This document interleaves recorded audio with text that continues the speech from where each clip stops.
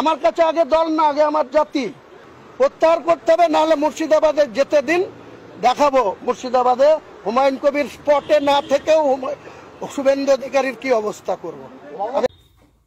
নমস্কার, আমি উড়িষ্যায় ছিলাম, তাই কয়েকদিন কারোর সঙ্গে যোগাযোগ হয়নি। আমি কোনো ভিডিও করতে পারিনি, শুধু শুনেছি হুমায়ুন কবির যেভাবে পরপর তাদের ইসলামী মৌলবাদ এবং কোরআনে যেগুলো লেখা আছে সেই অনুযায়ী তিনি যে বক্তব্যগুলো রেখেছেন, আমি তাকে ধন্যবাদ জানাই স্পষ্ট বক্তা হিসাবে। কারণ তিনি একজন শরীয়তি মুসলমান, সেটা আমি বুঝতে পেরেছি। শরীয়তি মুসলমান যেভাবে কথা বলে, শরীয়তি মুসলমানরা যে কাজগুলো করে, আমি মারফতি মুসলমানদের বলছি না, খেয়াল রাখবেন। কারণ বাংলাদেশে আমরা দেখছি, আফগানিস্তানে আমরা দেখছি, বিভিন্ন জায়গায়, পাকিস্তানে আমরা দেখছি,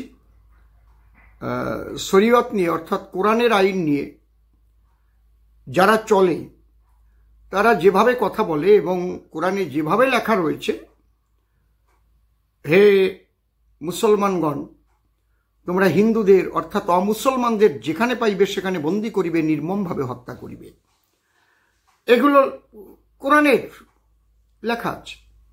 হুমায়ুন কবিরকে ধন্যবাদ জানাই আমি, যে তিনি এটা স্পষ্ট করেছেন এবং তিনি কি বলেছেন পরপর আমি আপনাদের বক্তব্যগুলো শুনাই। কেন আমি তাকে ধন্যবাদ দিলাম? কারণ যিনি চোর, তার যেন চোর বলেই পরিচিত হয়, যিনি ডাকাত সে যেন ডাকাত বলেই পরিচিত হয়, যিনি সাধু তিনি যেন সাধু বলেই পরিচিত হন। এটাই আমি চাই। কারণ কোরআন যে কি বলছে, কোরআন থেকে শরীয়তি মুসলমান হতে গেলে তাদের উদ্দেশ্য কি, সেটা উনি বলে ফেলেছেন। প্রথম আপনারা শুনুন কিভাবে তিনি হিন্দুদের কেটে ভাগীরথীতে ভাসিয়ে দিতে চেয়েছিলেন। কিন্তু যদি ভেবে থাকো যে 30% লোক মুর্শিদাবাদ জেলায় আর আমরা 70%, কত ধারে কত চাল হয়, 2 ঘন্টার মধ্যে তোমাদেরকে যদি ভাগীরথীর গঙ্গায় না ফেলতে পারি, রাজনীতি থেকে সরে যাব। শুনলেন? তারপর তিনি যেটা বলেছেন সেগুলো আপনারা শুনুন। ভোটের দিনে হিন্দুরা বাড়িতে বসে থাকে, পান্তা ভাত খেয়ে ঘুমায়, ভোট দিতে যায় না। আর মুসলিম ছেলেরা ঘুগনি মুড়ি খেয়ে সারাদিন ভোট করে। এখানেই পার্থক্য গড়ে দেব। সত্যটা যেভাবে প্রকাশ করেছে, বলছে হিন্দুরা পান্তা খেয়ে ঘুমিয়ে থাকে, তারা ভোট দিতে আসে না, তারা 60% ভোট দেয়, আর মুসলমানরা ঘুগনি মুড়ি খেয়ে ভোট দেয়, 100 জনের মধ্যে 90 জন ভোট দেয়, আর হিন্দুদের বাকি ভোটগুলো ওরা কিন্তু দিয়ে তৃণমূল কংগ্রেসকে জিতিয়ে দেয়। তাহলে এই যে তার যে প্ল্যান, সত্যি তিনি কিন্তু এটা ফাঁস করে দিয়েছেন, এই জন্য ধন্যবাদ জানাই। হিন্দুরা যে কেন ভোট দিতে যেতে পারে না সেটা হিন্দুরা জানে, যে ভোটের আগের দিন থেকে আরম্ভ করে আগত ভোটে এদিকে প্রশাসনের বিরাট চাপ, অযথা কেস, মিথ্যা কেস দিয়ে হিন্দু নেতাদের তাদের জেলে ঢুকানো, তাদের হ্যারাস করা। দ্বিতীয়ত, ভোটের আগের দিন যেভাবে এই সন্ত্রাসী তালিবানি জেহাদিদের নিয়ে গিয়ে বাড়ি বাড়ি হুমকি দেওয়া, যে ভোট দিতে যাবেন না, ভালো থাকবেন, ভোট দিতে গেলে তাহলে কিন্তু মা বোনদের ইজ্জত যাবে, ইজ্জত রক্ষা করতে পারবেন না। আপনার ঘরের মেয়েটি দেখবেন ধর্ষিতা হয়ে পড়ে আছে কোন জঙ্গলের মধ্যে মৃত অবস্থায়। আপনারা পাবেন না কন্যাশ্রী, পাবেন না রূপশ্রী, পাবেন না লক্ষ্মীর ভাণ্ডার, এগুলো কিচ্ছুই দেওয়া হবে না। ভোট দিতে যাবেন না, বাড়ি বসে সব পাবেন।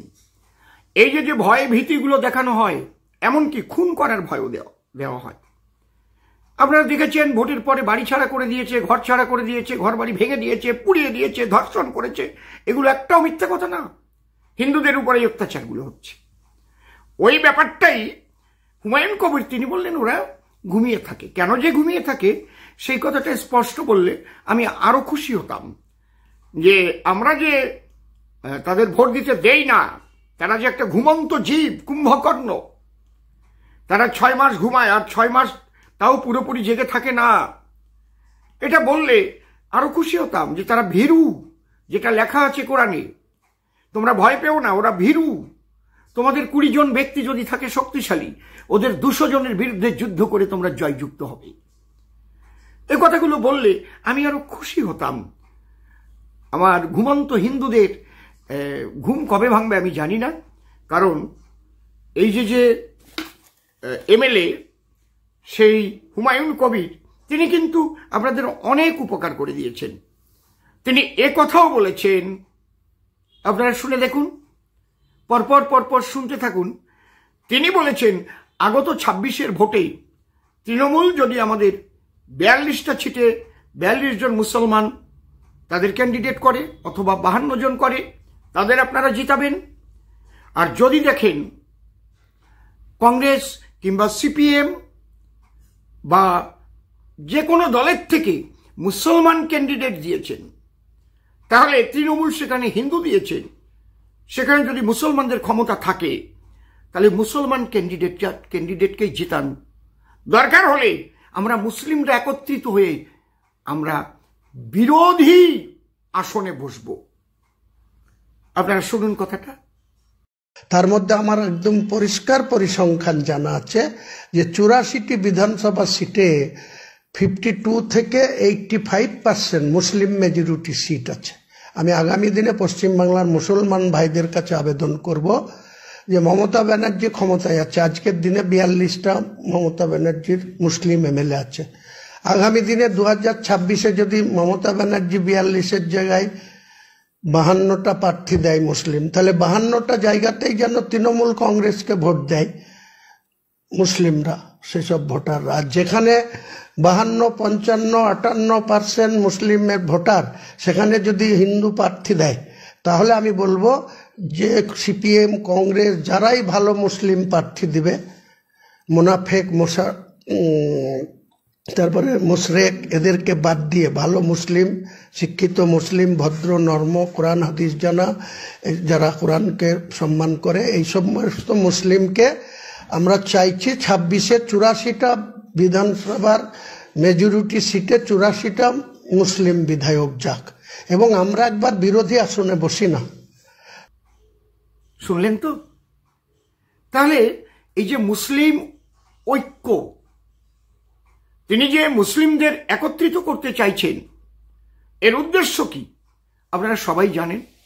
আবার বাংলায় মুঘল সাম্রাজ্য আমরা দেখতে পাচ্ছি, এবং তখন হুমায়ুন কবির থেকে আরম্ভ করে যারা যারা শওকত মোল্লা কিংবা সিপিএমে যারা আছেন, সেলিম সাহেব, সব কিন্তু এক হয়ে যাবেন।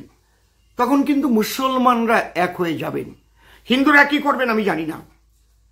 হিন্দুদের মধ্যে আমি যেটা দেখছি, এটা অত্যন্ত দুঃখজনক, এবং নিজেরা ভক্ত না হয়ে বিভক্ত হয়ে, এমনকি হিন্দুদের মধ্যে কোনো মানুষকে বলতে দেখছি মতুয়ারা হিন্দুই নয়।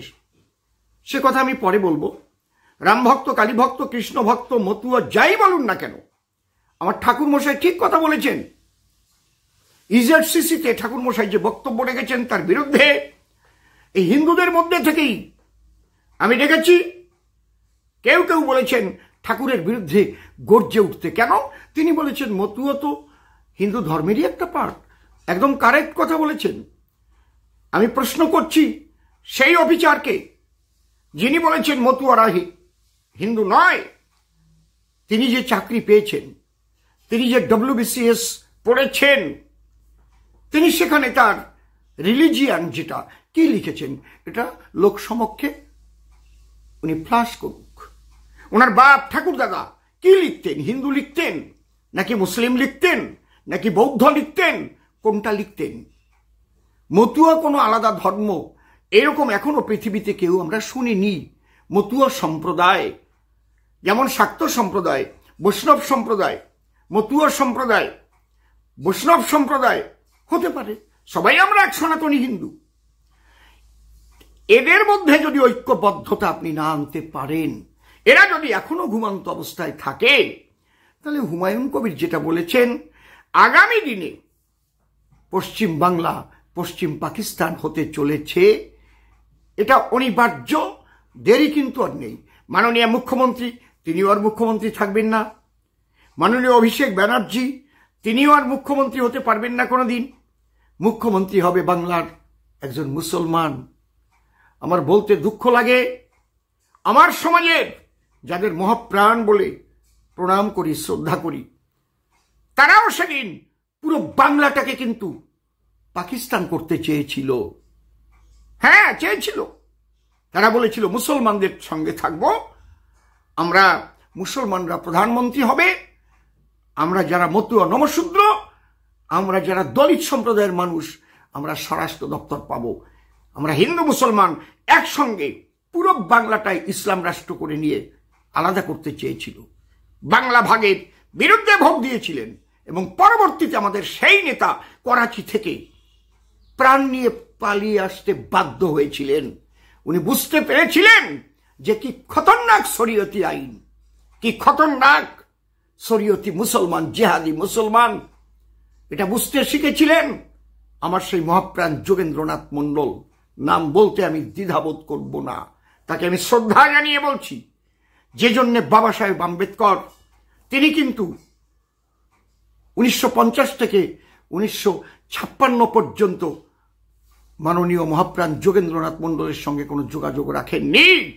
কারণ বাবা সাহেব বলেছিলেন যখন ভারতকে ভাগ করাই হলো, মুসলমান আর হিন্দু একসঙ্গে থাকা সম্ভব না, লোক বিনিময় করা হোক। পশ্চিম পাকিস্তান, পূর্ব পাকিস্তান থেকে শিখ হিন্দুদের ভারতে নিয়ে আসা হোক এবং ভারতের মুসলমানদের তারা যখন আলাদা রাষ্ট্র করেছে সেই রাষ্ট্রে পাঠিয়ে দেওয়া হোক। এটাই ছিল বাবা সাহেব আম্বেদকরের শ্রেষ্ঠ বাণী, শ্রেষ্ঠ কথা। তা অমান্য করেছিলেন আমাদের মহাপ্রাণ, যে জন্যে তারপর তার প্রাণ নিয়ে করাচি থেকে পালিয়ে আসতে হয়েছিল। আমি স্যালুট জানাই হুমায়ুন কবিরকে। আপনি আরো বলুন, আপনি আরো বলুন, ভালো হয়। এই ঘুমন্ত জীবগুলোকে জাগাতে হলে আপনার মতো হুমায়ুন কবিরের দরকার আছে। প্রকৃত শরীয়তি আইন কি আপনি বলুন। শরীয়তি আইনে মায়েদের কোনো সম্মান দেওয়া হয় না, নারীকে কোনো সম্মান দেওয়া হয় না। নারীকে কাচের বাক্সের মধ্যে মিষ্টি যেমন রাখে না, ওই রকম নারী হচ্ছে প্রোডাকশনের একটা যন্ত্র মাত্র। শরীয়তি আইনে আরো যেসব রয়েছে আমি এক এক করে আপনাদের কাছে ফাঁস করব এবং প্রমাণ সহকারে ফাঁস করব। আপনারা এক এক করে শুনতে থাকবেন যে মুসলিম জলসায় যারা বক্তব্য রাখেন তারা কিভাবে শরীয়তি আইনে কি ব্যাখ্যা করছেন। আজ আমি এই পর্যন্ত রাখছি, পরপর শুনতে থাকুন। হিন্দুদের ঐক্যবদ্ধতা আমি চাই, অন্য কিছু আমি চাই না। সবাই ঐক্যবদ্ধ হয়ে লড়াই করুন এবং ঘুম ভেঙে জাগ্রত হন। হুমায়ুন কবিরকে আমি একটি কথাই বলবো, আপনি যেসব কথা বলছেন, যদি হিন্দুরা জাগ্রত হয় তাহলে কিন্তু হয়তো আপনি একদিন এই কলকাতায় ঢুকতেই পারবেন না, এমন দিনও আসতে পারে। নমস্কার।